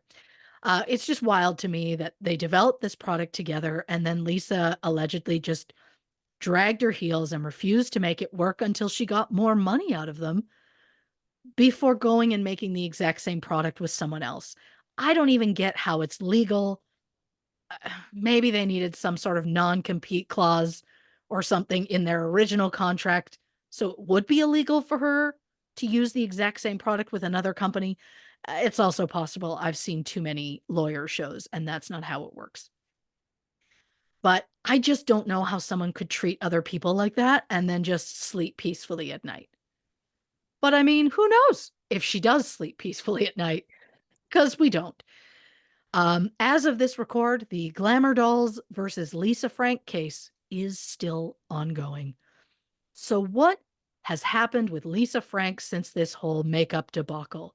Well, in 2015, Lisa Frank sued a Canadian company called Orb Factory, claiming copyright infringement because Orb Factory dared to put out a craft kit featuring rainbows. Somehow, Lisa won the suit and they settled out of court for an undisclosed amount. And since then, multiple online artists have had their work removed from sites due to Lisa Frank copyright infringement simply because the piece is colorful. It's like Lisa Frank believes she has a sole monopoly on rainbow colors. I posted one particular piece in our case file by a Kansas based artist named Ursula Goff, who had one of her pieces removed from Redbubble because of the Lisa Frank copyright. When you look at it, it's insane to even suggest that she was infringing simply because she used multiple colors. Thankfully, things have since been righted, and that particular piece has been added back to the site. Um, but Ursula was just one of many artists who had that exact same thing happen to her. You don't own the concept of a rainbow color scheme, Lisa. But speaking of a color scheme, so there's an LA based artist and influencer named Amina Mucciolo, also known as Tassel Fairy. They became popular on YouTube for their very vibrant, colorful style, which included the way they dressed, the art they made, and decorating the home they lived in. Amina's apartment had even been featured in multiple magazines, and in 2018, the Lisa Frank Instagram account started following Amina, and they were ecstatic. There were a few posted comments, even DMs, with the Lisa Frank account saying that Amina was an inspiration to people. But at the end of 2018, the interaction stopped. And in September 2019, Amina received so many messages from people asking if she was involved in the Lisa Frank, if they were involved in the Lisa Frank pop up hotel. It turns out that Lisa Frank Inc. did a collaboration with Hotels.com to design a pop up short term rental property in LA. It ran from October 11th to 27th, 2019. Photos of the pop up space show eerily similar designs to what Amina has in their home, including rainbow colored cupboards in the kitchen, toys being used as decorations, and a hot pink armchair. To quote Amina, there were just too many coincidences for us to handle. Hotels.com denies that Amina's art was ripped off, stating, quote, the design of the space includes popular decor and styles that are trending today.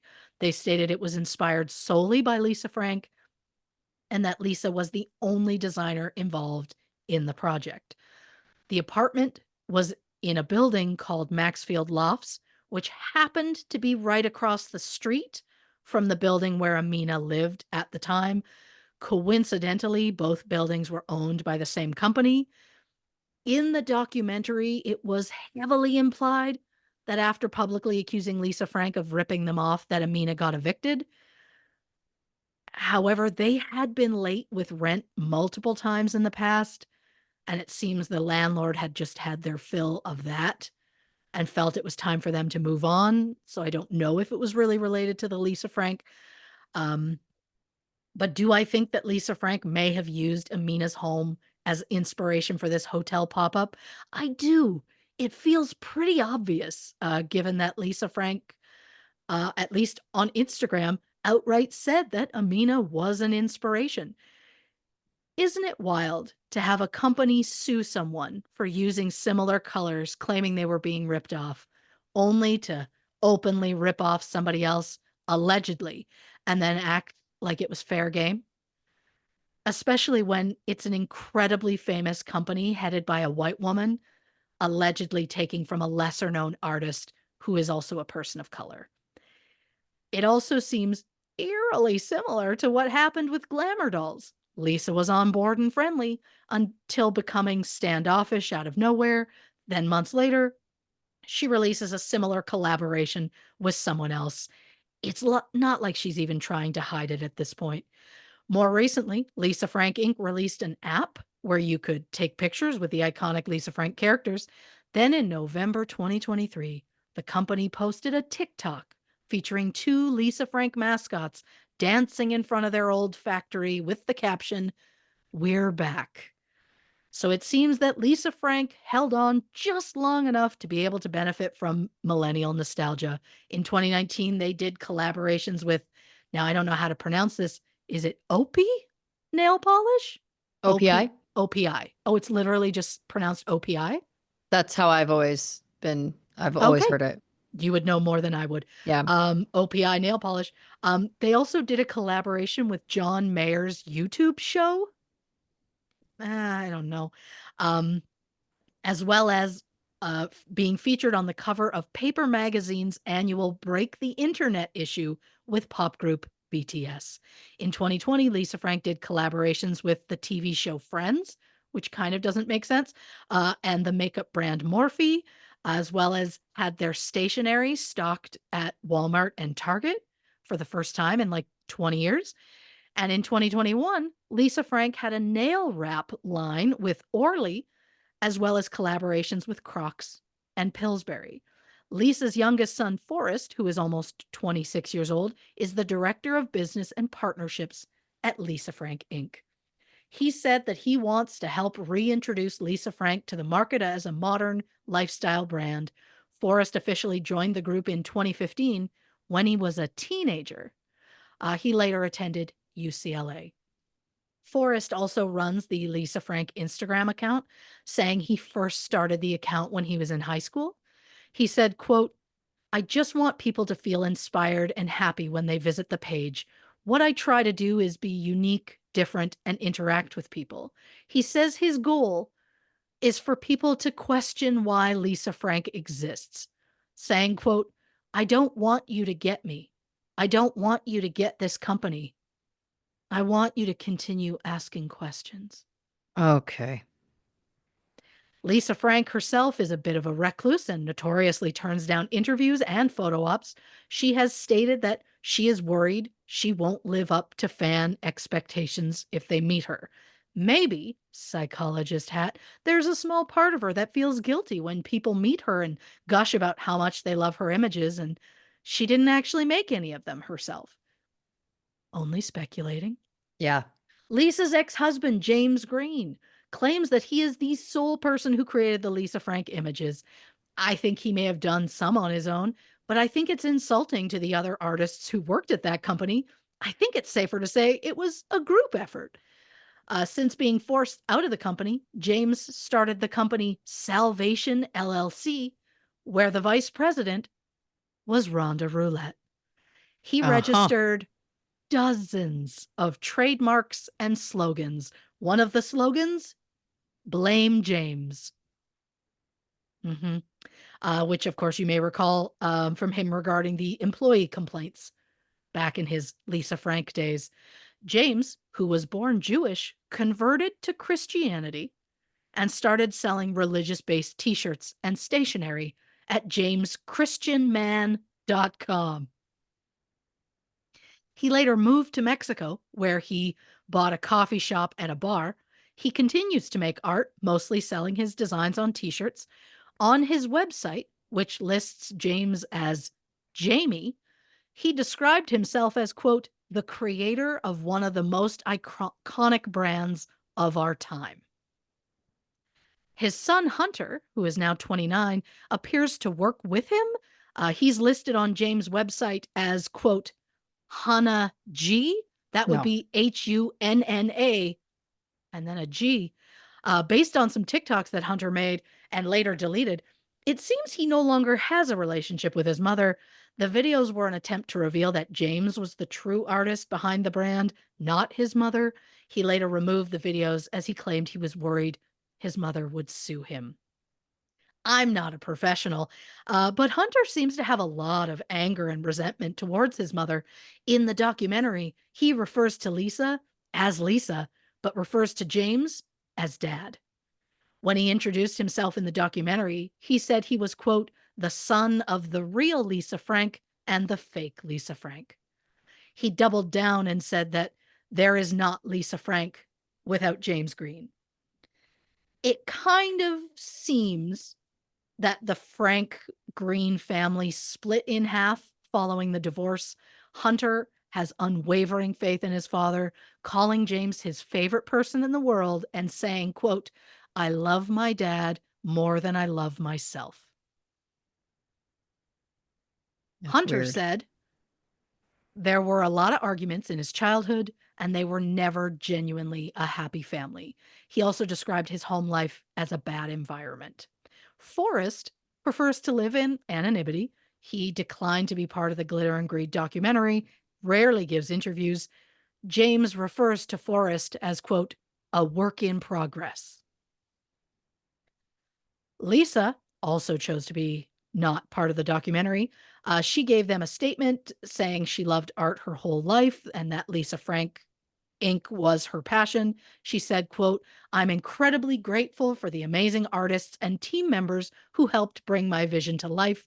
I'm so excited about the future as the newer generation takes the helm. Stay tuned. The best has yet to come. So, what does Lisa have planned for the future? As of now, the company currently has collaborations with BlendJet, Crocs, Casetify, Invisibobble, and Loungefly. Ooh. Lisa hopes to one day build a Lisa Frank amusement park, which I could be wrong. I just feel like time has passed for that. But Yeah. keep dreaming. But I guess Lisa is taking a page from Chumbawamba's book. As she gets knocked down, but she gets up again. You're never going to keep her down. Unfortunately, she allegedly seems to be okay with stepping on whoever she needs to get back up. A former illustrator at the company said, quote, they could have caught on with the hipster market, but in order for a company to really turn a corner in those kinds of things, they need compassionate leadership and people who appreciate and can nurture talent. They didn't have either of those.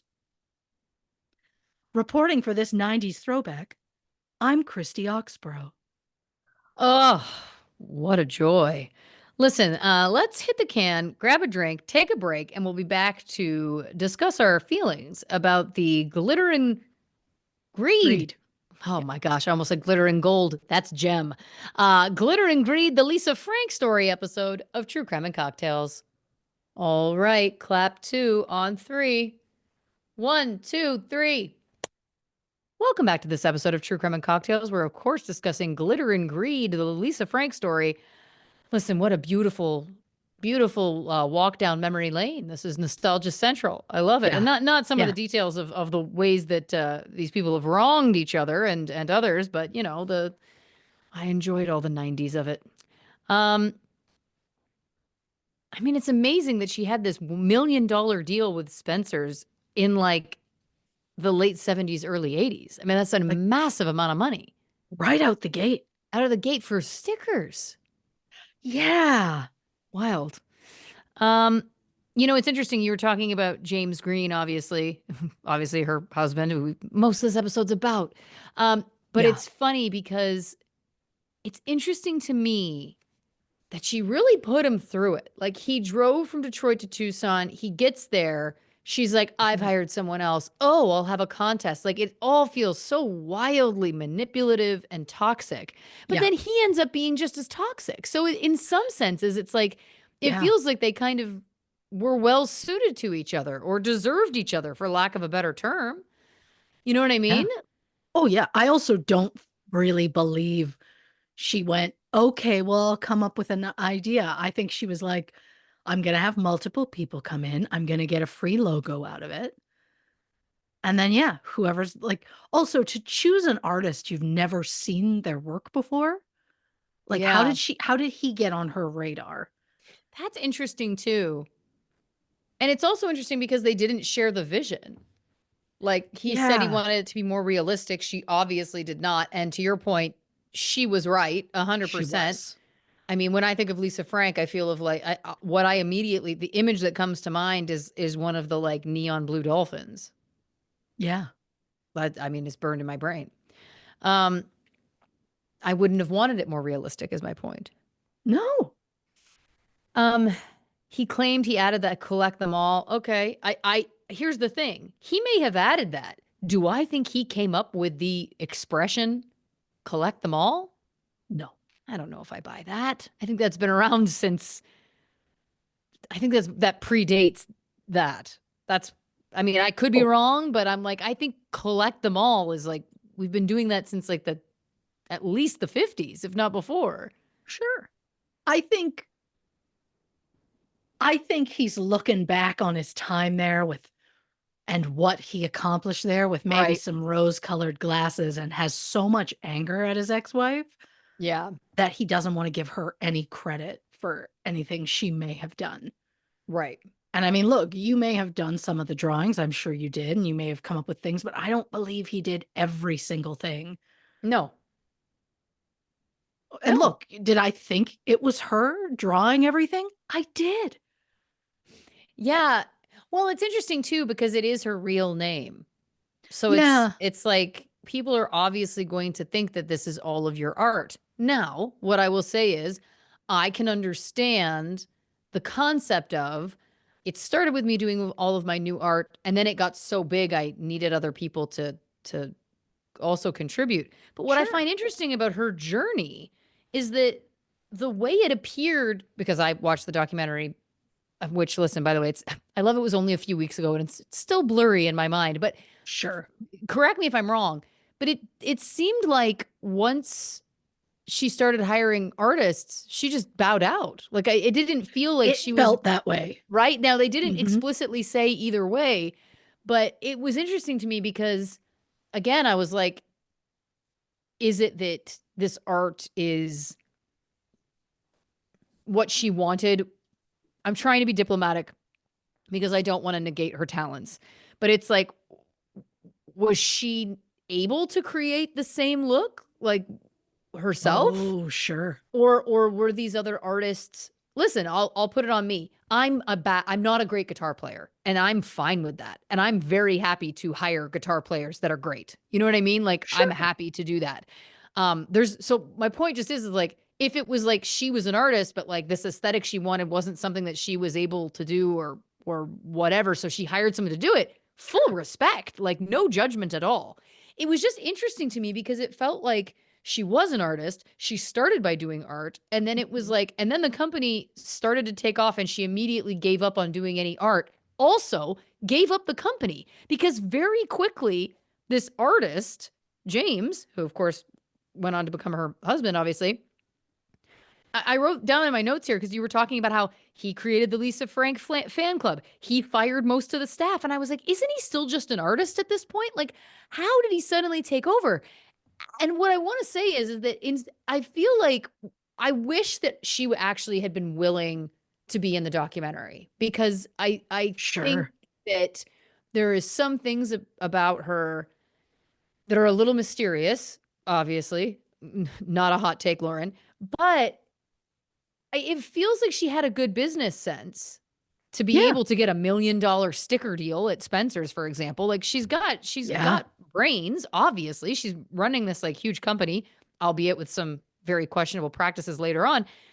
But I guess what I just don't understand is how she relinquished not only the art, but then also a lot of the running of the business. I could understand again Yeah. if it was like, I don't have time to do the art. I'm running the company. I'm the CEO. I'm whatever. But then we know he became president and CEO. Yeah. Now, I know that later, of course, she had children, and if she wanted to focus on doing that and let someone else run her business for her, again, all the power to you. That's your prerogative. Great. But I'm talking about this specific time where it's like if you had somebody running the business for you, that would allow you the opportunity to go back to doing the art. And maybe she Yeah. did, but it just really felt like in the documentary, they never alluded to her creating any of the Ever iconic images. correct. Yeah. I mean, there's also something about the fact that she created the company and then offered James to be the first artist at the company. And I'm like, but you're at the company. Right. So So I what about wonder, your art? well, I wonder if she got to a point doing her art and selling it where she was like, I don't really want to do this anymore. Right. And Which is maybe, fair too, which is yeah. absolutely fair. Because I mean, I know so many and have heard so many stories about people who will like make art because it's something they love to do. And then they start selling it. And then suddenly it becomes a job and it becomes work. And you're like, I don't love painting as much anymore, or whatever art you are making. And so I wonder if that kind of came down to it. She'd been doing it now for like 5 years or whatever. I mean, I assume she was making her own art prior to that. But part of me is just like, I don't think they ever said she made one of those characters, like It, start to finish herself. no. And by the way, that doesn't mean that that didn't necessarily happen. It was just in the documentary, it did not seem as Yes, though she was doing any of that stuff. correct. It also should have been 1.5 episodes, not four. Well, But, yeah. you But know, again, this is why I wish she had been willing to be interviewed because I'd like to hear her part of the story. Oh, What was 100%. she doing? Like, James is taking a lot of credit for a lot of stuff. We're taking his word for it. Like, Yeah. let's hear your side of the story. I mean, Oh, anyway. 100%. Um, you brought up Trapper Keepers, and then you said you didn't have Trapper Keeper money. Neither Mhm. did I, obviously. I had a Finder binder, Oh, and sure. it was very plain. I I don't think did I ever had one that Velcroed close.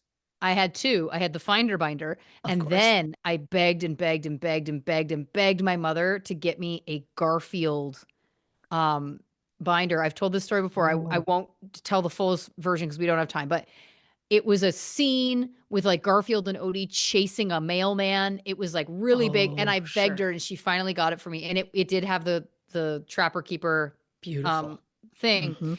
Anyway, I was in a portable that year. This was in grade 4. And over Christmas, we left everything in our desks, and then the portable was broken into and vandalized, and they wouldn't let us take anything back. And we were like, "Well, can't we go in and see if our stuff survived?" And they were like, "No." And I was like, "But what happened?"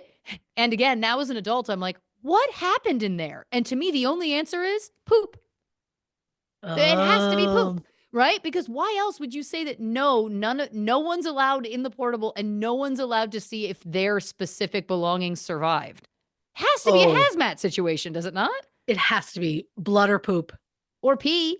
Yeah, they're bodily fluid. Has to be fluid. Has to be. Anyway, I digress. I think about Jesus. that binder without exaggeration. Every 2 to 3 months, I I loved it. I remember every Mhm. detail of it. Doesn't matter. I Doesn't thought you matter. were going to say far more often. When you said 2 to 3, I was like, "Oh, she's going to say days." I was shocked you said months. Because you know what it was? I want to be realistic. It comes into my mind at least every other month, for sure. Legit. Like this isn't me exaggerating. If I had said every few days, that would have been an exaggeration. Oh, Um, your I'm just Garfield trying to, binder is my sticker collection. yeah. It wakes me up in the night. And I'm like, "Where were they?" I gotta try and see. I've never tried to find one. When we're done here, I'm gonna have to get on eBay. Um, okay. Then I wrote down in all caps, I'm sorry, Simpsons fan club? Are we just glossing over this? And the most pressing question of all, who was the other member? Oh, it was Dana. She And the wanted to the marry Dana Carvey because then both of their names would be Dana Carvey. I remember this. correct. You're you're absolutely right. I You're remember. absolutely right. Yeah. And what I love is it was like in a we had a tiny little crawl space, and we would go in the crawl space, and there was like a nail kind of sticking out of one of the boards, and I would hang my giant Simpsons button, which was like that big, and I would hang it on that thing, and it was like, there we go. Now that the button's up, club has started. Yeah, it That's didn't last absolute. long. It's adorable though. It's really cute. Um, I love that, and I love that I remember Dana. Of course. Never met her, but I remember that. I remember feeling. I think I felt jealous that I was like, oh, that would be great if her name is Dana and she married Dana Carvey. Like I was like, oh, wish I had something like that. I What don't I like. love, what I love is you said you maybe felt jealous. I, narcissist, took that as a you were jealous that I had other friends. 'Cause Oh, what I that thought goes you were without gonna saying. That goes without I didn't saying. know you were jealous about Dana Carvey. Um, I don't think I was jealous of Dana Carvey as much as I was about like, yeah, it would be a cool story if you and your husband had the same first name, which is absurd. That's an absurd thing to be oh, jealous about. But I my think my first boyfriend was named Chris. And I was like, we'd uh, both just be Chris. And I'm like, how fun would that be? What a nightmare. it would be tough. What a nightmare. But I also just want to say, yeah, because then you have the same first and last name. Yeah. To be fair, I was 5. That was never going anywhere. Well, it's like Taylor Lautner. Isn't he married to Taylor? And Yeah. that it's And Taylor Lautner and they're Taylor. both Taylor Lautner. Get out And of here. she was the other team when Twilight first came out. The other team. Oh, Team Edward. She was a Team Edward. I thought you meant that she was. No, I didn't mean she switched that team.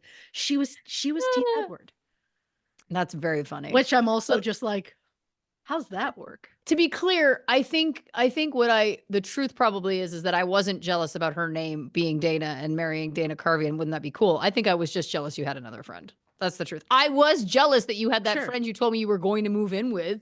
Oh, sure. That I was absolutely jealous, without question, but we don't have time to get into that here. I We'll mean, the unpack fact that that over. I don't even remember who that was, Yeah, exactly. Well, she she meant sure meant a lot nothing to to me when me. we were 7 and 8, okay? I mean, if it makes you feel any better, 30 some years later, you're the only one I kept. Well, now you're gonna make me cry. Well, when I Oh, say it dear. so beautifully. Look, we'll keep unpacking this over on Patreon after this. Of course. Um, couple quick things. You'll love Yeah. my last few thoughts. One, Mhm. John Mayer has a YouTube show? Used to, Okay, apparently. I love that I'm blanking on what it was called, but Lisa Frank made him like a logo. that's cute.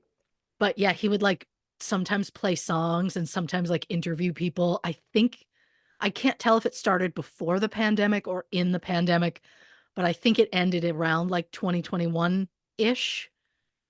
And from the sounds of it, Taylor Swift fans were very opinionated in the comments. Of course, So I of think he course. kind of maybe bowed out Look, I gotta of doing say, that. and I don't have time for this. We don't have time for this. Very quickly though, I've never been a huge fan of his music.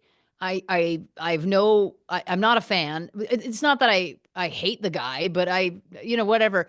But I gotta say, anytime I listen to those songs, I'm like, he is a good songwriter. It's not like I don't love them. I've never Sure. listened to them other than if they've come on somewhere without my control. Um, Sure. but God, he's a talented man. I love that I'm like, everything, all the other bullshit aside, he really can write good songs. Even if I don't Sure. love the songs, but My stylistically, taste-wise, they're great songs. Here's the thing. I can't think of a single one outside of Your Body is a Wonderland. Well, there's also the like, fathers be good to your Your daughters. daughters, Yeah, you're which right. is creepy as hell. Yeah. Creepy in so many ways. Yeah. I'm talking musically. I'm like, beautiful. The Sure. music, all the arrangement, the melody, great, but the lyrics, we can Should move I on. look into some John Mayer songs? Let's just, yeah. All right, I'll give you my 2 other final thoughts. I was like, "What's the Pillsbury collab? I need to know." I looked it up. It's the little pre-made cookies with unicorn heads. Sugar Adorable. cookies. Yeah, yeah. And finally, well, 2 things. 1, Hannah G, get out. Oh, I 2, know. you said, that Hannah G said, "I love my dad more than I love myself." And in the moment, I said, "Weird." And I wanna just walk that back for a second because I Sure. feel like in some ways that may have seemed insensitive or glib. That wasn't the word that I should have used. The word that I should have used was unhealthy. Um, I Yeah. mean, I understand that concept, of course, and I think that there are times in life when we have all felt like, we love someone more than we love ourselves. Um, I think that's honest in some ways. I think that it's obviously alarming when you also hear it in the context of him throughout the documentary where he has so much anger Oh, towards his mother, so and he's much. really, really put his father on a pedestal that I'm like, "Ooh, you gotta hope that that dad never messes anything up," because I think even a small upset would potentially deeply destroy that man. Um, So anyway, I just wanted to clarify. I don't, again, I didn't want to make it seem like I was being shaming of someone's potential mental health. That was not at all my intention. Again, but also the final thought I'll leave you with is that I know sometimes it can be very hard to love ourselves. Trust me, believe me, I do. But I would encourage anybody who's feeling like that they maybe don't to remember that you're so loved and there's so much light Yeah. and love in the world for all of us, and we're very glad that you're here. Um, Christy Oxborrow, what a beautiful 200th episode. Yeah, I really took us on a journey. You think I didn't? I just went on a mental health turn there for a second. Well, see, but you took it as like a beautiful thing to like people listening and like really heartfelt. And I was like, I got a crush on Chris. Like, I'm gonna quote Chuba. A little bit different vibes. Yeah, listen, I mean, I started this episode talking about how I'm a delicate, sensitive flower, and it feels Yeah, right to just bring it back to that. And, Yeah, and I spent the whole time talking about The Simpsons and God, I can't even remember. Oh, I mentioned Star Trek. but remember, this is the balance that works, okay? This is the balance Yep, that yep. works. We need a little fathers be good to you in order to justify the pour some sugar on me. Wow. So you're the John Mayer to my Def Leppard in this moment. In this moment, Got it. in our 200th episode. I've Yeah. I've never felt cooler, if I'm being honest. If I'm going to be honest, same. And we hope you feel cool too, dear listeners. We thank you so much. Whether you've been with us for one episode or all 200, thank you so much always for supporting us and listening to the show. There would not be a show if you didn't want to listen to it. So we're very grateful to you for your support now and always. And if you haven't already, give us a follow on the socials on Instagram, Facebook, and YouTube at True Crime and Cocktails. The other one, at Not Detectives. And of course, if you'd like some bonus content, go over to patreon.com/True Crime and Cocktails for more info about our subscription-based service over there. And the only place for official True Crime and Cocktails merch is, of course, truecrewmerch.com. Check that out. And if you're going to be in the Toronto area, February 12th, get tickets to my concert, Band. Get them while you can. Folks, it's going to be a rip-roaring good time. I got to be honest with you. This show is it's getting bigger in every possible way. There's going to be limited edition merch that you can only get at the show. There's going to be, I mean, I've scaled it up, I guess is the point. And I know what you're saying. What does that mean, Lauren? I don't know how to describe it, but let's just say like I'm really going for it. And it would be great if you could be there with me. It'll be a party that we can have together. Christy, do you want to tell the people about next week's episode?